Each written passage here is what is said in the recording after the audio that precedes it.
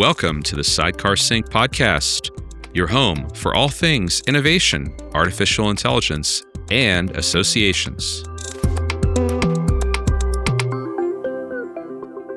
Greetings and welcome to the Sidecar Sync, your home for content at the intersection of artificial intelligence and all things associations. My name is Amith Nagarajan. And my name is Mallory Mejias. And we're your hosts. And can't wait to dig into these topics, Mallory. This is going to be a fun one. How are you doing today? I'm doing well. Amith, I see you're in Utah. You've got your nice Utah background. How's that been? I got here last night after 3 days on the road, so I'll be here for a while. This is kind of our western migration for the summer from New Orleans, and escape the heat, come up into the higher altitude, and enjoy the thin, clear, and cooler mountain air. So I look forward to this every year. I do the drive mainly to bring my dogs. One of my dogs turned 12 yesterday. So he had his 12th birthday on the last segment of our drive out to Utah. So that was super fun. And then some of my Canadian colleagues I was speaking with reminded me that yesterday was Canada Day. So I guess my dog is an honorary Canadian. So it was a great day, and I'm very happy to be here in Utah. How are you doing? I'm doing well. And correct me if I'm wrong, but you like long car rides. Is that correct? I know I do not like doing long drives, but I think that you do. I do. I have to say it's 30 hours of driving over 3 days. So 10 hours a day, 3 days in a row, a couple nights in the hotel. That's not my favorite, but, it's just me and the dogs hanging out. My family flies, and that's cool. I'm actually good with that. I kind of like the long road trips because listen to a lot of podcasts, listen to some music, talk to people on the phone, see a lot of the country. You know, you kind of forget how big this country is until you take some time to drive through it.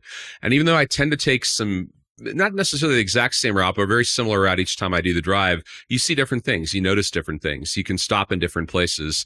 And, you just kind of pay attention to things that a lot of times in our daily digital life, we don't pay attention to so much of what's around us. And I think that's an interesting opportunity. So I got a whole bunch of interesting ideas for things we can do for work and ideas for my family and stuff like that, just driving. So I always have found driving to be a liberating kind of adventure in a way. I love it. Yeah, I like that. It can be a bit meditative. I think I don't like being a passenger in a long car ride. I mind less if I'm actually doing the driving myself. I wanted to ask, what is your dog's name that turned 12? His name is Ninja. Ninja turned 12. Yep. So we're doing episode 90 of the Sidecar Sync. We're going to dedicate this one to Ninja's 12th birthday.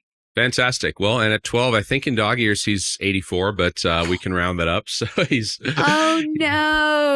He's an old man. He's the elder statesman of the family, so... We are potentially, I guess I'll share it with the audience, going to adopt a second dog. We have been looking at adoption places. We've been filling out applications. Some of these applications can be kind of intense, which is a good thing, making sure they're placing the dog with the right family. But we did just lose out on a really cute puppy because we live in an apartment and not a house. And they said, no negotiations, there has to be a house. So hopefully in one of these future episodes, I'll be coming to you guys to tell you about my new second dog. Awesome. Well, good luck with that. And yeah, adopting a dog is amazing. That's how Ninja came into our family. And he and his siblings were left on the side of a road in a box somewhere in rural Louisiana. And fortunately, the good folks who do a lot of work in the area found those dogs, and Ninja's been part of the family since. So it's quite an amazing story. And he's a great dog. That's what we're really going for, is that companion pet piece. I mean, I always say to my husband, our dog doesn't know any different. He feels bad for her because she's, an only dog. But I think she lives a pretty happy life. However, it would be nice to see her play around and do things when we're in the house, when I'm working from home, maybe bark a little bit less at the door while I'm doing the podcast, but you never know. Yeah, or bark a little bit more because one of my dogs starts barking, the other one starts barking. So, we'll see what happens. Good luck with that. Oh, yeah. Thank you. Well, episode 90, in honor of Ninja, we are talking about two critical topics that represent opposite ends of the technology spectrum. First, we'll dive into Cloudflare's new AI blocking and pay-per-crawl system, a fundamental shift in how organizations can protect their valuable content from AI scrapers. Then we'll examine the Chronicle of Philanthropy's new nonprofit tech survey, revealing that while some organizations worry about AI stealing their content, others are still struggling to accept things like online payments. So first, I want to talk about Cloudflare, which handles about 16% of global internet traffic. It's launched a default setting to block AI content scrapers and crawlers without explicit consent from site owners. This move is significant because AI companies have been scraping vast amounts of web content to train models without compensating or even notifying content creators. Many content creators and publishers are losing traffic and revenue as AI models answer user queries directly, bypassing the original websites and undermining the traditional web ecosystem, where creators are rewarded through ad revenue. The blocking system works through several mechanisms. New domains registering with Cloudflare are prompted to allow or block AI crawlers, giving website owners direct control. All Cloudflare customers, including those on the free tier, can toggle the AI scrapers and crawlers option with a single click. The system uses machine learning models and traffic analysis to detect bots, even those attempting to disguise themselves by spoofing user agents. Each request is assigned a bot score to distinguish between legitimate users and automated scraping attempts. The real innovation, though, is Cloudflare's pay-per-crawl initiative, a new system allowing website owners to charge AI companies micro fees each time their bots crawl and scrape content. All new Cloudflare domains now block AI crawlers by default, and site owners can set specific rules, allow free access, block entirely, or charge a fee per crawl. Cloudflare acts as the intermediary, handling payments and tech logistics. When an AI bot requests content, it must present payment intent in its headers. Publishers can monitor which bots are crawling their site, set their own prices, and view detailed analytics. The system is currently in private beta with major publishers like Time and The Atlantic already participating. Now, for associations who create valuable content, including research reports, educational materials, member-only resources, and industry publications, all of which may be scraped for AI training without compensation, this raises some strategic questions about whether associations should perhaps block AI scrapers, how to balance member value with exclusive content versus discoverability, and whether pay-per-crawl could become a non-dues revenue stream. So a lot to unpack here, Amith. It seems like a major shift in the way the web works. What's your take on pay-per-crawl and blocking AI scrapers and all of that? So Mallory, on my long drive, one of the things I did is listen to a lot of podcasts, and one podcast in particular I happened to be listening to when I was entering the state of Utah yesterday afternoon was the Google episode from the folks at Acquired, which is one of my favorite pods I've talked about here before, and I'm sure you've had a chance to listen to some of their stuff. They do a really good, deep business history, and they pick a company, and in the case of Google, this is just the first episode of several. This one I think was like 3 hours and 45 minutes, so their episodes tend to be much longer than the Sidecar Sync. They deeply research a company, and they share a lot of interesting insights. So one of the things I'm linking back to what we're talking about here with Cloudflare's move is that when you're essentially this point through which people discover content or gain value, there's a lot of power there and there's a lot of opportunity there. And so the monetization aspect is very interesting. I think that could be a way for them to generate a new revenue stream. They're already doing pretty well, but they have an opportunity for a new potential revenue stream. And I also think that the ability to just reflexively say, hey, we're just going to block all crawlers is something a lot of people will say, well, yeah, we're just going to do that. And as you pointed out, since that's the default setting for existing sites, I believe, that would mean that people would have to go and proactively turn that back on. So what's going to happen with this, and so many sites utilize Cloudflare services, you're going to have a lot of AI and other types of, there's lots of other crawlers, by the way, not just AI, will be blocked. And that will have an interesting ripple effect because there's actually lots of things on the web that rely upon crawling websites. Obviously, search indexes are the most obvious ones, but just being able to, for example, include your content in some of your own uses. So let's say that you use a vendor like Rasa.io that uses your website as a source of content for newsletters. Well, the Rasa.io crawler might get blocked as well, even though it's a service you pay for to construct and build your newsletter. So there's just things to be thinking about. I think there will be some repercussions where people will flip the bit on the other direction and say, no, it's just available for everyone. So I think it's interesting. Now, the broader theme that I think is worth thinking about pretty deeply for association leaders is whether or not your content should be available at all publicly, should be partially available public and partially privately, or exclusively privately. It's an interesting question. Before Ascend, I published a different book called The Open Garden Organization, which argued that in the world we live in, and this was circa 2017, it definitely talked about AI already back then, but it was talking just generally about the business model of associations. And my argument was that trying to live in a box where people have to enter that world, that closed garden, was problematic because there's too many good options out there in the world. And I still believe that's true, but I have thoughts on how you might go about being competitive in the world today. So the essence of which essentially is you can't ignore AI. You can't just say, we're going to push AI away.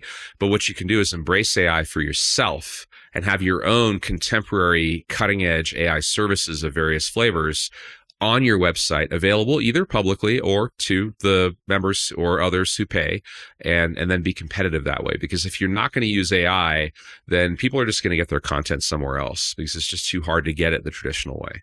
So that's my initial reaction to this. What is your gut instinct? I'm thinking the Shakespearean phrase, to be or not to be, to block or not to block. What would be your gut instinct at this point if you were an association CEO on whether you would want to block AI scrapers or perhaps try to monetize it? What are your thoughts?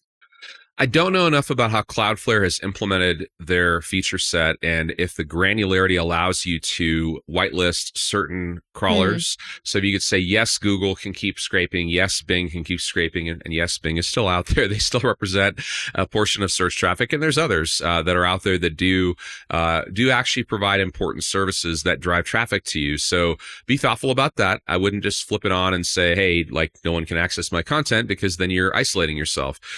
So I'd be very careful about that. Even though AI tools are absolutely putting a big dent in organic web traffic through search, there's still a lot of traffic coming through search. So you want to be careful to not turn that tap off. So that'd be one thing I'd be very thoughtful about. The other thing I would say is just because you allow tools to scrape your content doesn't mean you're allowing them to scrape your content behind your firewall. So if you have a paywall or firewall essentially that prevents people from in the public accessing your content, like certain types of content, let's say there's certain blogs or things you put on your public website, yes, a scraper can come and grab that stuff.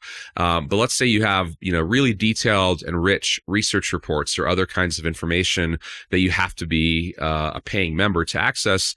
The bots can't get that. Just because they can crawl your site doesn't mean they can penetrate past a paywall. They're not hacking your website. They're just grabbing what's publicly available. So also make sure to separate and not conflate those two issues. Just because you allow an AI to scrape your website does not mean at all that they're allowed to get into your private content. And a lot of people I talk to get confused by that issue. They say, oh, if I enable this, that means I'm handing over the keys to the kingdom. And that's not at all the case. Okay. So I feel like there still could be value in letting these AI scrapers look at your publicly available content, because if someone is on ChatGPT or Claude and it links back to your association website, there is value in that. So I guess it's more of an open-ended kind of discussion that we'll continue to have, but definitely interesting to discuss on the pod. Right. I mean, it's like, how do you stop a tornado? Well, you don't. You get to safe ground and then you come back out after it's gone through and you figure out what the world looks like. And to some people, AI feels like a tornado ripping up their hometown, and it's terrible. But then the flip side of it is that when you rebuild the new world, as terrible as that destruction was, which is exactly what's happening to a lot of associations right now, it gives you an opportunity to build anew without the mindset and really the prior, world existing quite the same way. And so I would say also anticipate that the tornado is coming and maybe build something that's not tornado proof, but perhaps even somehow harnesses the energy of the tornado to benefit you, right? So what I'm trying to describe essentially is AI is not going away. People are not going to stop using it. And whether or not the intellectual property issue is murky, which I think it still very much is, or not, people will be using it. End users are receiving so much enormity of value from using ChatGPT and Claude and Gemini and all these other tools that they're not going to stop using them. It's like if you had said, prior to Google, you don't have Google, and now that Google's here, well, actually, you know what? You can't use Google anymore for some reason. That's not going to happen. People are just going to come to Google because the value it created was so enormous. The same thing is happening at perhaps an even higher order of magnitude. I mean, not even perhaps, it's definitely an even higher level of value creation. So you as an association can try to block it, can try to avoid it, can try to prevent it. But I think you have to figure out how to play nice in the world where most people get most of their information through an AI. You just have to figure that out. So there's this whole world called AI engine optimization, or AIEO. One of our keynotes at DigitalNow in 2024, Sharon Guy brought up that topic and talked about it quite extensively.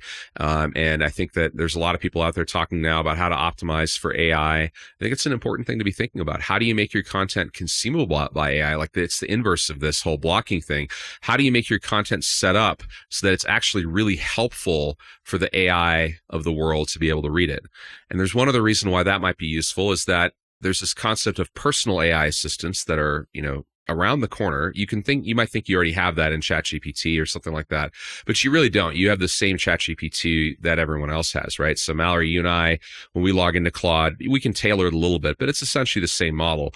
The world we're heading towards, and all the major vendors think this, they're all heading towards a world where you truly have personalized AIs that are far more deeply tailored. And part of that will mean that when I have my AI go off and do research for me, which I actually do that already with deep research in Claude and Google, that is also scraping. So you're going to stop me from being able to include your website in my research activity, and that's problematic. So there's many layers to this. It's not as simple as, oh, yes, they offer me to block AI. I'm worried about AI. Yes, I will turn on blocking. And if you're a Cloudflare customer, and many of you are, even if you don't realize it, many of you have Cloudflare as part of your DNS infrastructure, if not for more than that, you need to go look at this, because if you're automatically blocking AI by default, that might be actually really, really bad for you in terms of traffic and just in general usability. Mm-hmm. From the technical side, I know Cloudflare mentioned it's going to assign a bot score to identify how likely it is that it's a bot versus an actual user. With your technical expertise, do you think that will get more and more difficult to do in the future, to identify like an AI bot scraping your site versus another? Because I assume the bots will just get better at looking like users, if that makes sense.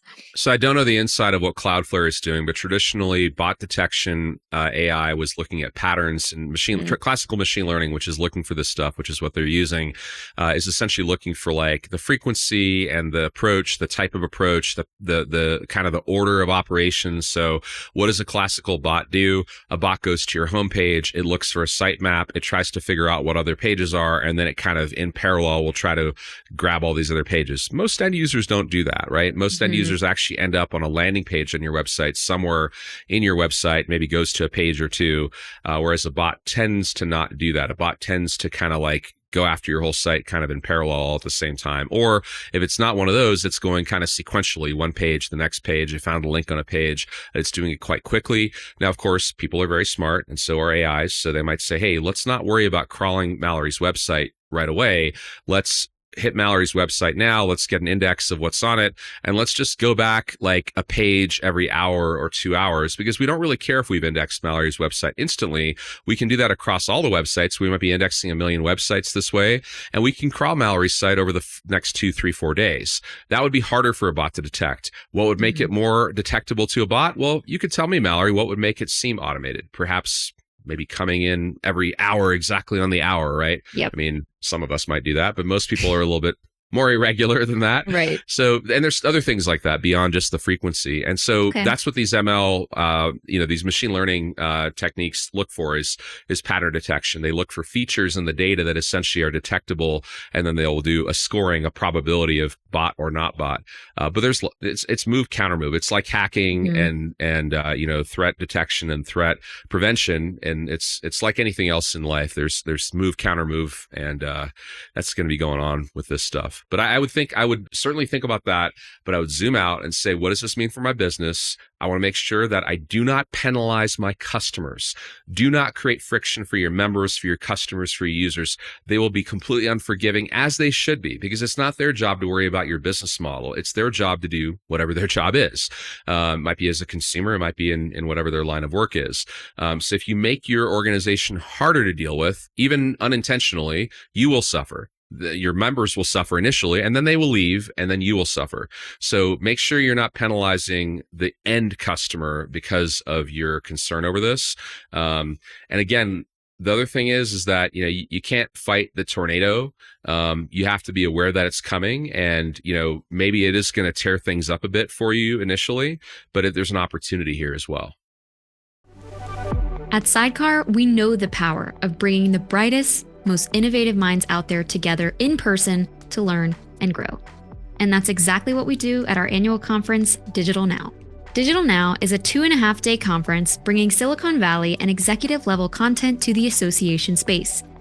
We bring in expert speakers from places like Google, Amazon, and the U.S. Department of State to share insights on emerging technologies and how they're reshaping the future of associations.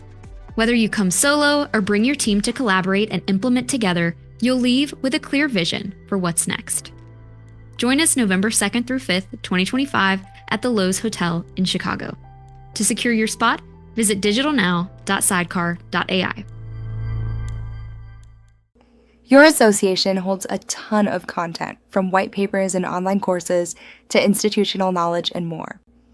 Your job is to cut through the noise and meet the knowledge needs of your members. They need to know they're getting the most up-to-date and trusted content.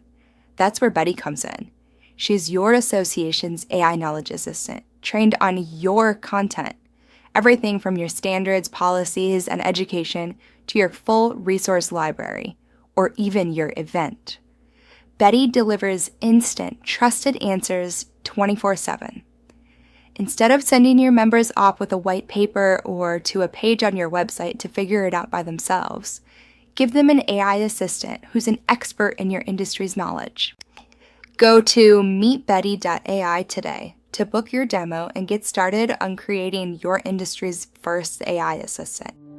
If you're listening to this podcast right now, you're already thinking differently about AI than many of your peers.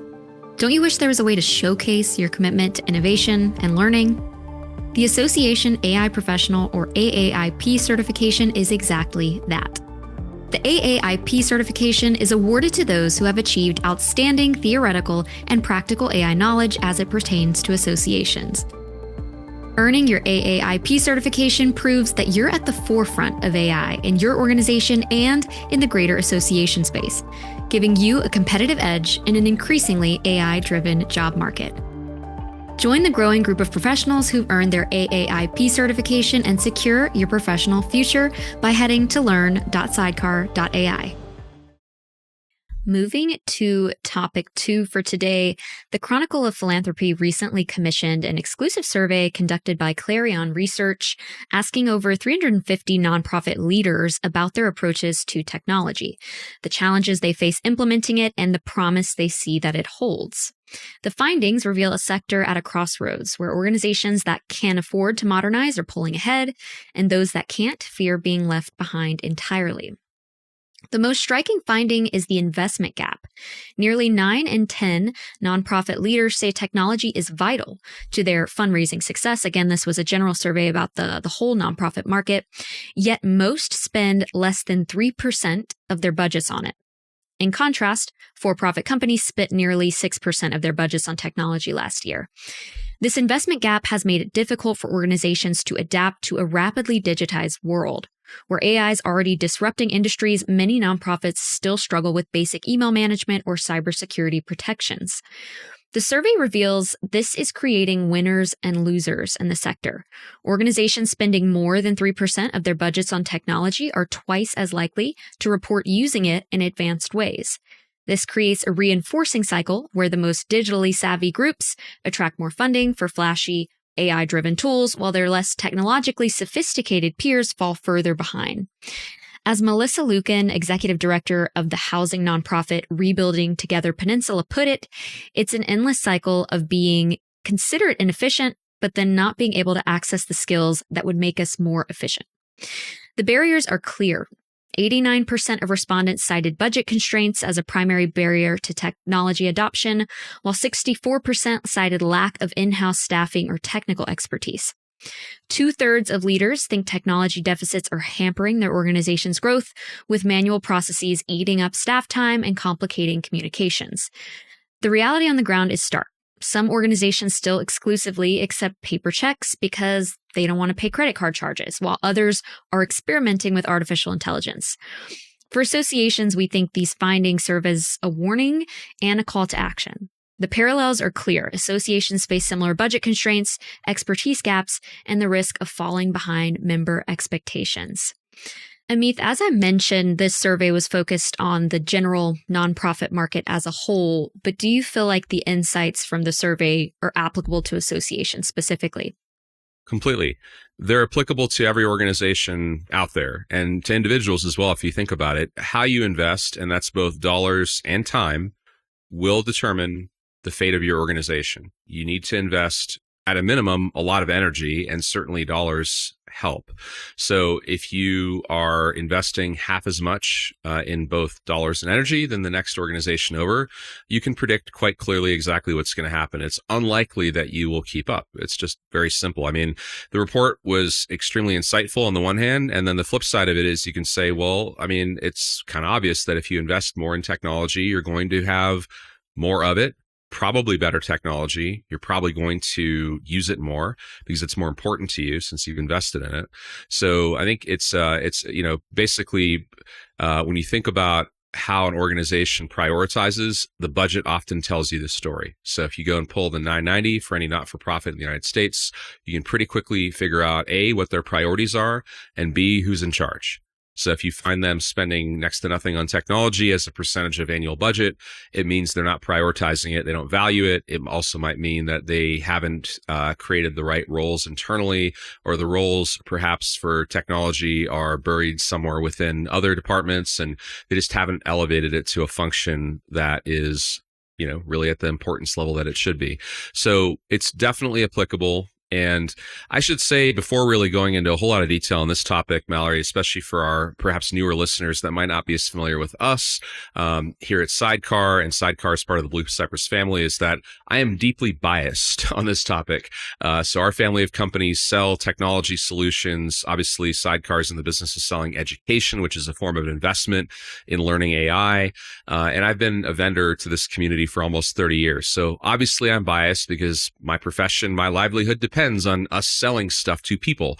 But that doesn't mean that it's inaccurate, right? So I just wanted to be clear that there are lots of companies who want to sell you stuff. And the key to it is to separate the mindset of deflecting the constant influx of inquiries from vendors selling you stuff from the things that are actually going to move the needle for your business. You should think deeply about where your opportunities are, where your problems are, and obviously educating yourself on capabilities of AI, understanding AI helps you think more clearly about where you might be able to solve some of those things, and then go figure out which vendors or which technologies can help you solve the problems that you determine are important to you. Even though I've worked with hundreds and hundreds of associations all over the world for years and years and years, I know nothing about your association compared to what you know. I can tell you a lot about technology. I can tell you a lot about AI, but you know your business. You know your pain better than I ever will. And so what you have to look at is that analysis. And that analysis is informed by your level of education on tech and on AI. And then from there, prioritized goals that are very clear and very simple, and then invest in those. The other thing we talk about a lot on this pod, Mallory, constantly is we talk about experimentation, right? And so I think this is an opportunity. Don't go invest a crazy amount of money in something just because you're like, oh, we're at 3%. We need to get to 6%. Let's just throw our money at whatever. Even if it's a Blue Cypress company, don't do that. Don't just throw your money at something without thinking about it because you are behind. And by the way, I don't think associations really ever do that. It's quite the opposite. They think deeply, deeply, deeply for a long, long time about every dollar they spend most of the time. But my point is this, you should be investing after you've had a little bit of a proof of concept. So if you think that it could be really awesome to automate, let's say your member application process, let's say in your association, signing up for membership isn't as simple as just filling out a few form fields on a website and providing a credit card number. Maybe your organization has a process where people have to submit information to support that application, and there's some person who has to review it. Maybe you look at that and say, yeah, we process 6,000 of these a year. Wouldn't it be great if the 500 a month that are going through our pipeline could be 99% automated instead of 30% automated? Sure. We'll do a little MVP, see if it actually bears fruit, and then invest in it, because maybe it is a massive upside for you. But again, experimentation, I guess my point is, don't forget about that. Don't be like so worried that you're behind, which you probably are, obviously, but like focus still on the incremental experiments and learn by making small bets. And once those bets work, just like we talked about in a recent pod about the idea of bullets and then cannonballs, go big once you realize something works. Go after it once you've had empirical results that show you that there's ROI. I want to touch on what you said about the influx of vendor inquiries. I wrote that down because I thought it was a fun phrase. We've all been to the association-focused centric events. We've seen the expo halls. We've been a part of them, right, as a part of Sidecar and the Blue Cypress family of companies. And I can imagine for association leaders, I can empathize. It's overwhelming. I like what you said about having a plan, establishing what is going to make an impact on your association's business model first. But my counterpoint to that is, in the world of AI, often use cases are popping up, even companies that we've never thought of. So it might be an association leader who says, we've got to overhaul this membership sign-up process. But maybe the bigger opportunity is a knowledge agent on their website. So I guess, how do you recommend kind of conducting that planning piece and establishing what you need right now, but then also being open to perhaps something you've never considered that could be around in a month? First, education, right? I think we go back to that a lot when we talk about stuff, Mallory, is that if you're not opening your mind to the idea that there's opportunities beyond what you've personally struggled with or thought about for years, you need to do that. You need to open up your mind and allow other ideas in. So education is critical. And then having partners, they might be vendors, they might be other association executives at other groups that are perhaps further along, forming a way of getting insight from others who have more knowledge around AI and opportunities is important. I love the example you gave. I gave a very tactical, on the ground, pain point that causes staff time, but doesn't really necessarily, impede the member's journey. It might slow it down just a touch, but it doesn't really harm the member journey. And I do think those are very valuable use cases, by the way, but they're kind of, there's not a lot of sizzle to that. And there isn't, to your point, a fundamental shift in the business model. Whereas if you have an AI knowledge agent and you were to say to the world, hey, listen, wouldn't it be great if we had the intelligence, the knowledge, and maybe even a little bit of a sliver of the wisdom of the 1,000 smartest members in our association, all put together in one digital brain that could be available at all times to instantly answer any question and support the workflow of our members.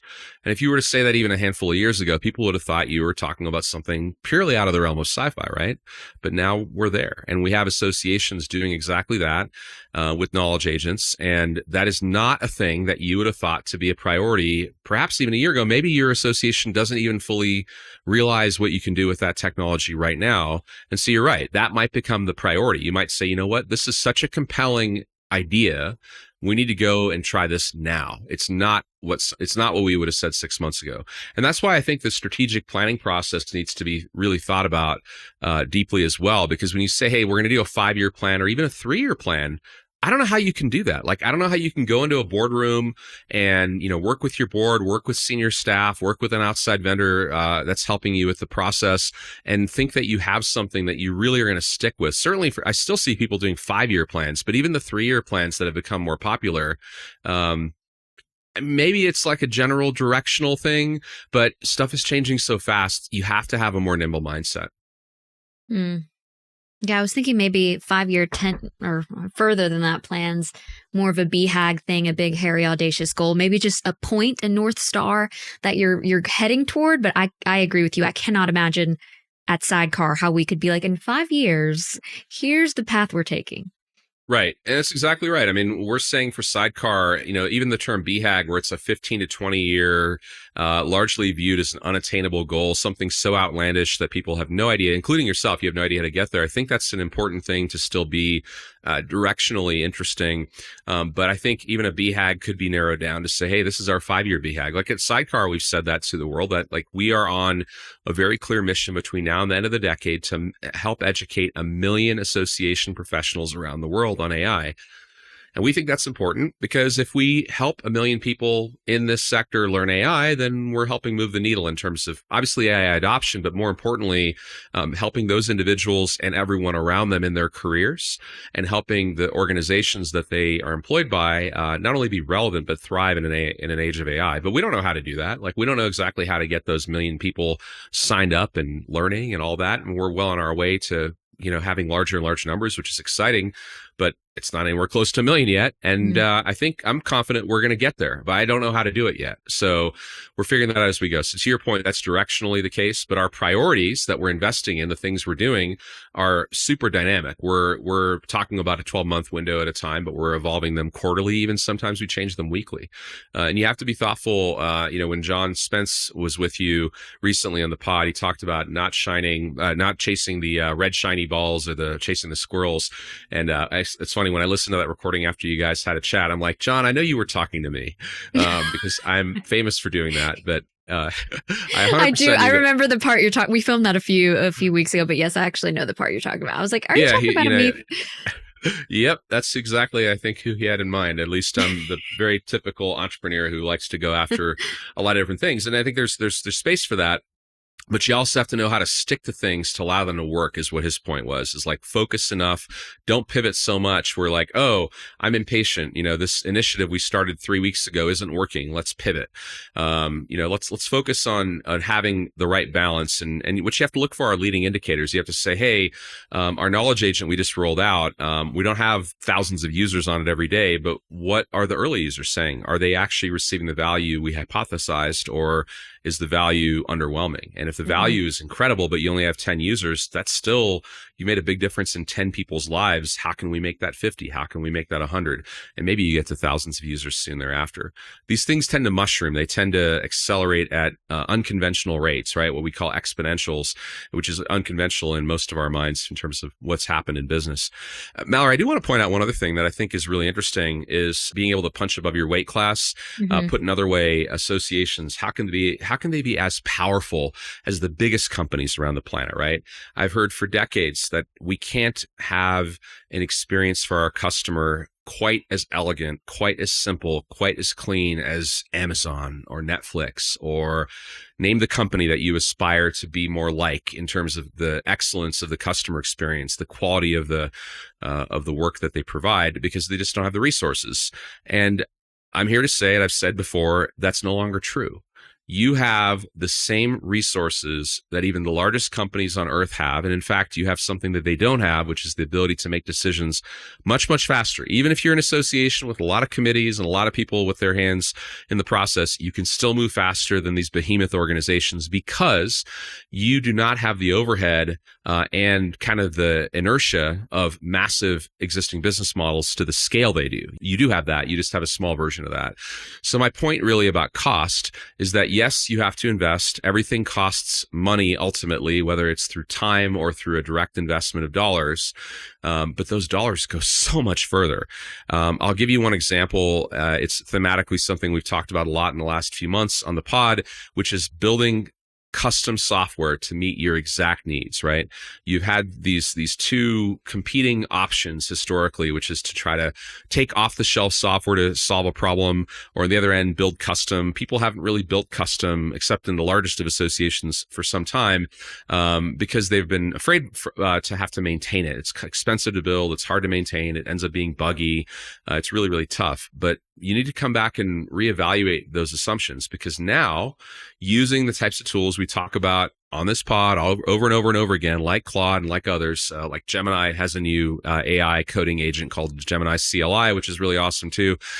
You don't have those same constraints. You now have way more throughput. Every dollar you spend gets you 100x, 1,000x, 1,000,000x what you would have gotten. So you can create solutions on your website and internally that are bespoke, that are tailored to your specific use cases, and you can let them change over time. There's all sorts of issues to consider in that journey, but it's possible now. Whereas previously, even a small change to your website might have cost you $50,000, $100,000, something that's just ridiculous. You can't keep doing that. But now, if these things are all basically, close to zero in terms of incremental cost in the grand scheme, it opens up new doors. So what I'm encouraging people to think about, simply put, is don't carry forward the assumptions of what you cannot do. Reevaluate those assumptions continuously, because when you have these resources coming to you at the speed they're coming with the power they have, you too will benefit if you're willing to reevaluate those old assumptions. Mm-hmm. And that's what I wanted to touch on too. So 64% of folks in this survey cited a lack of in-house staffing or technical expertise as a barrier to technology adoption. You might want to reevaluate that. I guess if you have no one on your team that's even a little bit technically savvy, that could be an issue. But now with things like Claude Code and, like you mentioned, Gemini CLI, reevaluate what you thought prior. Yeah, I think that's a great point. And I'd add to that, it's not even so much how technically competent they are, it's how curious are they. Well, everybody, thank you for tuning in to today's episode. Happy birthday to Ninja, 84 years old in human years. We will see you all next week.